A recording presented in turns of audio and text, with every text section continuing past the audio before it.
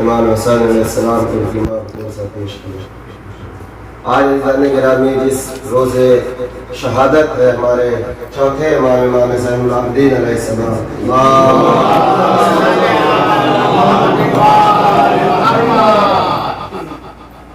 شہادت کی تاریخ ہے اور پرسہ پیش کرنے کے لیے ہم نے اس پر شہزاد کو بچھایا ہے۔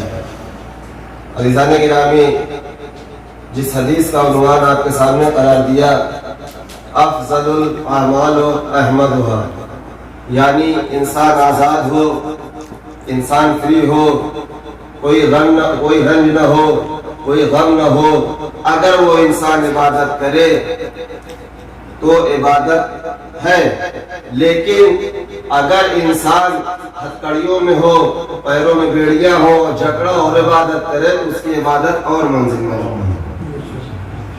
یعنی عبادت جو ہے عزیزان گرامی ایک عام جگہ پر عبادت کر لینا اور ہے، لیکن ایک یعنی کہ جو انسان بہت زیادہ پریشانیوں میں ہو، گھرا ہوا ہو، اگر وہاں پر عبادت کر لے جائے تو اس کی عبادت اور افضلیت ہوگی۔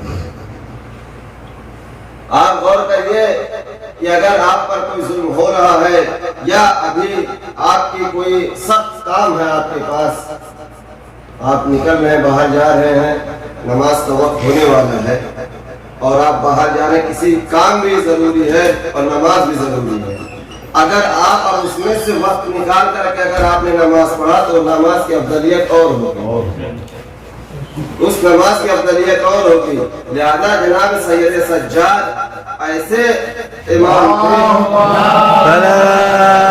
والے محمد کہ جنہوں نے بعد شہادت امام حسین علیہ السلام دین کو پامال ہونے سے روک لیا، دین کو پامال ہونے نہیں دیا، بھلے ہاتھ میں ہتھکڑیاں نہیں ہو، پاؤں میں بیڑیاں نہیں ہو، مگر امام نے کبھی سجدے کو ترک نہیں کیا، اور ایسے ایسے سجدے کرتے تھے عزیزان گرامی، ایسے ایسے سجدے کرتے، پڑھنا آسان ہے، سننا آسان ہے، ایک ایک سجدہ 2-2 گھنٹے 3-3 گھنٹے کا ہوتا تھا۔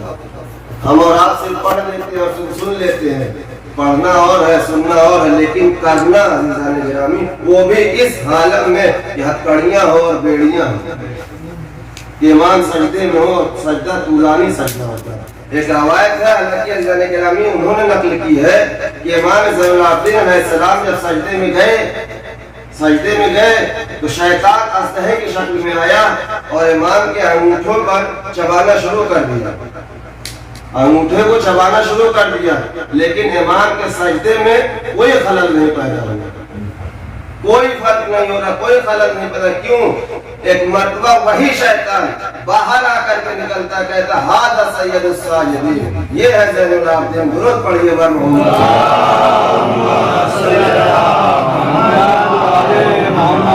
یہ ہے جناب سید سجاد کی عبادت۔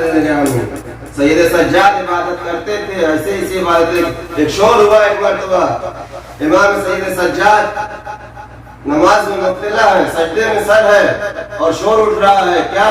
کہا کہ تمہارا بیٹا کنویں میں گر چکا ہے، شور ہو رہا ہے۔ ایک مرتبہ زوجہ آئی جس جگہ اس جگہ جہاں پر امام سید سجاد نماز پڑھ رہے تھے، آواز دے رہی تھی، چلا رہی تھی، ماں کا دل تھا، تڑپ رہا تھا، مگر امام کے سجدے میں کوئی فرق نہیں آیا۔ کیوں عزیزان گرامی؟ کیونکہ مومن کا جو نماز ہوتی ہے وہ اب یعنی کہتے ہیں نا کہ حدیث ہے کہ اب یعنی درود پڑھیے بر محمد،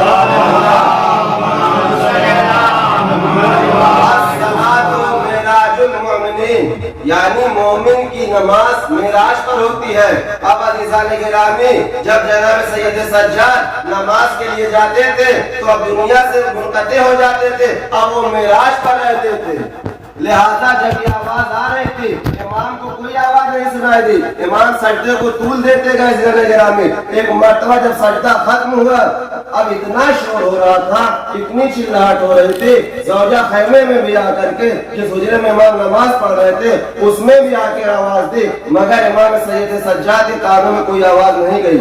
ایک مرتبہ جب نماز ختم ہوئی، نماز ختم ہونے کے بعد زوجہ آئی، آنے کے بعد کہتی ہے کہ ہمارا بیٹا کنویں میں گر گیا۔ کہا اچھا، کہا اتنا شور ہوتا ہے آپ کو سنائی نہیں دیا؟ کہا ہم کیسے سنتے، हम यहाँ थे ही नहीं, हम तो मेराज पर थे। यानी जब मोमिन की आप एक हदीस भी देख लीजिए कि जब मौला अली जब अपनी अंगूठी नमाज में ही दिए थे, कब दिए थे? जब साहिल सवाल कर रहा था, साहिल सवाल ये कर रहा था, है कोई जो मेरी मदद करे मगर कोई नहीं बढ़ा, है कोई जो मेरी इमदाद करे मगर कोई नहीं बढ़ा। जैसे ही उसने कहा ए परवरदिगार, अब जब इमाम मौजूद भी थे, मौला अली भी मौजूद थे, लेकिन जैसे ही कहा ए परवरदिगार, मैं तेरी बारगाह में गया था और मांग रहा था मगर मुझे कुछ नहीं मिला, मैं तेरे दरबार से खाली जा रहा हूँ। अब जैसे ही ये आवाज दरबार में वहां टकराई है मेरा पैजाने गिरामे, मौला अली ने हाथ को बढ़ाया, आकर के साहिल अंगूठी उतार कर ले गया। दुरूद पढ़िए बार मोहम्मद।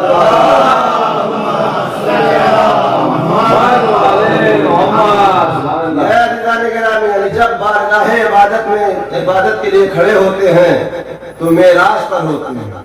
मोमिन की नमाज मेराज पर होती है, यहाँ नहीं होती। जब सजदे में जाते हैं मुनक़ता हो जाता है, यहाँ दुनिया से कोई ताल्लुक नहीं होता है जिंदगी में। ऐसे माहौल में जब आए जौजा ने कहा कि कोई बात नहीं है, मैं जा रहा हूँ अपने बेटे को लेकर के आ रहा हूँ। अब जौजा मुतमईन हो गई। क्यों? क्योंकि इमाम ने कह दिया कि मैं लेके आ रहा हूँ। एकदम जौजा मुतमईन हो गई। आए, आने के बाद एक मरतबा आवाज दी पानी को, कहा मेरे बेटे को वापस कर। अब जब लोगों ने देखा कि मोहम्मद बाकिर अलैहिस्सलाम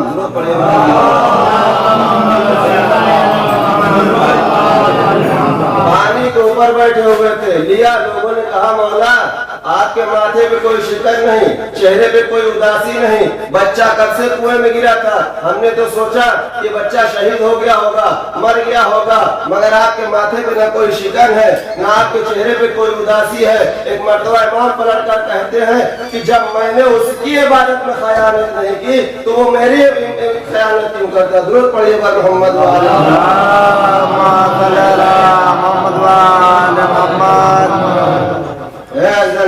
सैयद सज्जाद, इनका मर्तबा अगर सैयद साजिदीन का पढ़ा ऐसा कि बहुत हर इमामों ने इबादत की, लेकिन किसी का लक़ब सैयद साजिदीन नहीं पढ़ा। ये सिर्फ और सिर्फ हमारे चौथे इमाम इमाम ज़ैनुल आबिदीन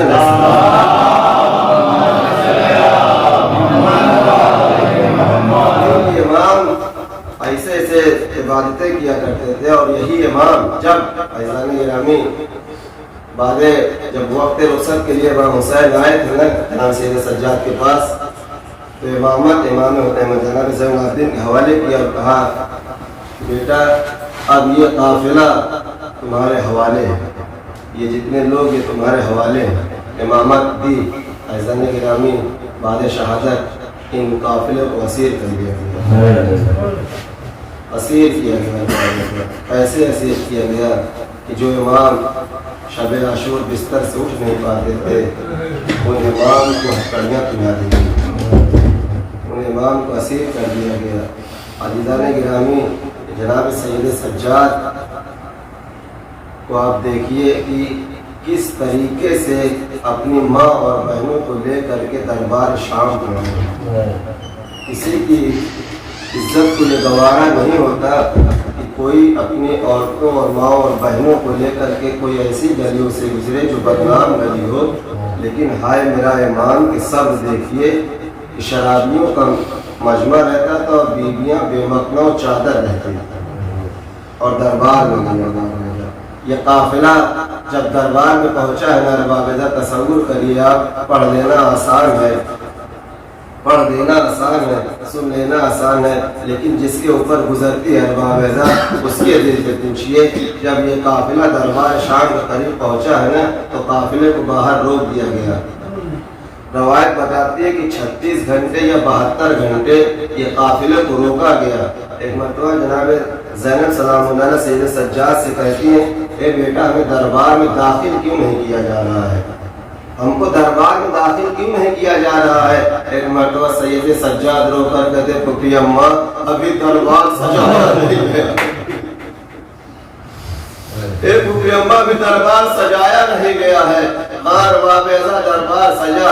एक मरतबा काफिला जब दाखिल हुआ तो उस जब दरबार में देखा है ज़ाने गिरामी एक हिंद थी, यजीद की बीवी थी जिसका नाम था हिंद, वो भी वहाँ मौजूद थी।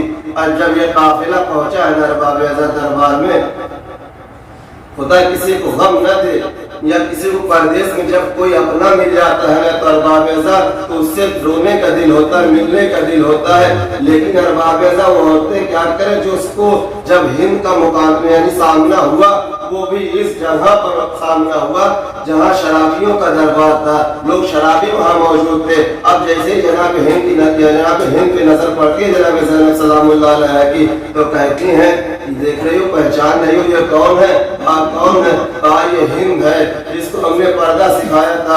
ہاں ارباب ازا جس کو پردہ سکھایا تھا وہ تو پردے میں ہے، اور جو سکھایا تھا جو بے پردہ ہے، بے مقلوع چادر ہے ارباب ازا۔ ایک مرتبہ اب ہند آتی ہے، قریب آنے کے بعد سوالیں کرتی ہے ارباب ازا، سوال کرتی ہے اے بیویو تم کون ہو اور تم کس شہر سے آئی ہو؟ تو ایک مرتبہ جناب زینب سلام اللہ علیہ کہتی ہم مدینے سے آئے ہیں۔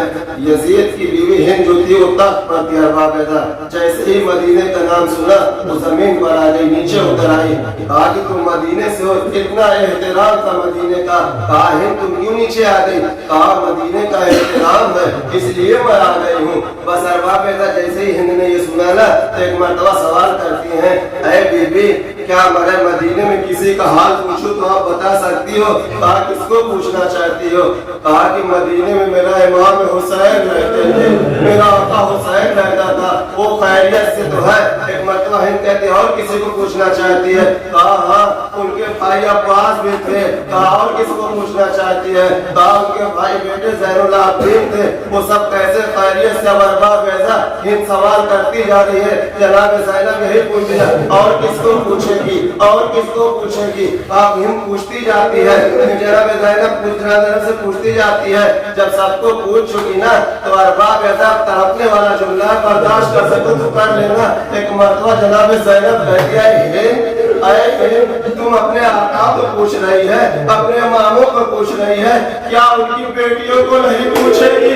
ان کی بیٹیاں کہتی ہے بس ارباب ازا یہ سن کر تھا کہ ہند بے قرار آئے بیٹی گستاخی کو معاف کرنا، ارے ان شرابیوں کے دربار میں ارے شہزادیوں کا نام مت لے۔ جزاکم اللہ خیر الجزا، جزاکم اللہ خیر الجزا۔ خدا آپ کو کوئی غم نہ دے سوائے غم سید الشہداء کے۔ جیسے ہی جناب زینب نے یہ سنا نا ارباب ازا ایک مرتبہ جناب زینب نے سر کو اٹھایا، بالوں کو اٹھایا، ارے اب جو ہند نے دیکھا سرو سیدھا پھرنا شروع کیا، اپنا مرغا اتار کر زمین پر پھینکا۔ اے یزید ارے یہ تو نے کیا کر دیا جس نے ہم کو پردہ سکھایا تھا، ارے انہیں کو پردے پر میں لے کر آیا۔ جزاکم اللہ خیر الجزا، جزاکم اللہ خیر الجزا۔ آپ کو کوئی غم نہ دے سوائے غم سید الشہداء کے۔ ارباب ازا اس عالم میں جناب سید سجاد کس طریقے برداشت کرتے ہیں ارباب ازا؟ جب یہ قافلہ مدینے پہنچا نا تو جناب سید سجاد سے لوگ بہت گریا کرتے تھے، خون کے آنسو رویا کرتے تھے۔ خون کیا ہے؟ عالم دین تھے نجف کے اندر ارباب ازا، انہوں نے کہا جناب سید سجاد 40 سال روئے ہیں اور خون کے آنسو روئے ہیں۔ تو وہ شخص اس عالم سے آ کر کہتا ہے کہ بتائیے کیا کوئی شخص خون کے آنسو رو سکتا ہے؟ خون کے آنسو رو سکتا ہے؟ 40 سال کا خون کے آنسو روئے۔ وہ عالم سے جب سوال کیا تو شخص نے کہا کہ ٹھیک ہے تو جا مسجد میں نماز پڑھ کر پھر میں اس کا جواب دیتا ہوں۔ وہ گیا مسجد میں نماز پڑھا ارباب ازا، نماز پڑھ کر کے جب واپس آیا پھر وہ سوال کیا۔ اب ارباب ازا تصور کریے اس عالم نے اپنا رومال اس شخص کو دیا، کہا یہ لے اور اس کے اندر تیرے سوال کا جواب ہے، اس کے اندر تیرے سوال کا جواب ہے۔ وہ شخص رومال کو لیا، اب جیسے ہی رومال کو کھولا نا ارباب ازا کیا دیکھا کہ اس عالم کے آنسو تھے۔ وہ شخص سمجھ گیا کہ جس کے نوکر اتنا گریا کرے اور آنکھوں سے آنسو آ جائے، ارے وہ امام کیسے گریا کرتا ہوگا۔ وہ امام کیسے کریا کر رہا ہوگا؟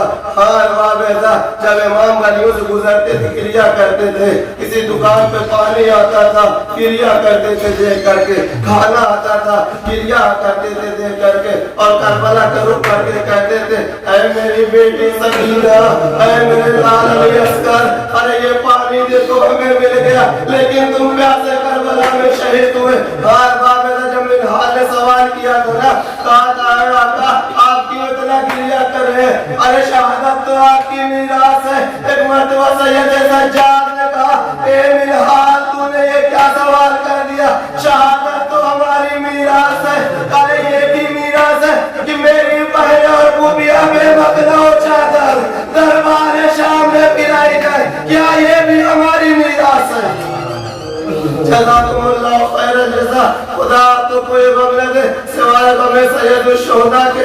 ہار واقعہ ایک مرتبہ جناب سید سجاد سے کسی نے سوال کیا اے آقا آپ کو سب سے زیادہ تکلیف آپ کو کہاں ہوئی؟ امام جناب زین العابدین نے کہا الشام الشام الشام، مولا رو کر کے کہتے تھے ارے شام کا بازار تھا اور میری بوبیاں بے مغنا ہو چادر پلائی جا رہی تھی شرابیوں کے دربار میں، شرابیوں کا دربار تھا اور ان میں میری بیویاں جا رہی تھی، میں یہ برداشت نہیں کر پا رہا تھا۔ واہ غربتا کہہ کر آنسو بہا رہے تھے۔ اللہ لعنت علی القوم الظالمین وسلام الذین ظلموا انفسهم۔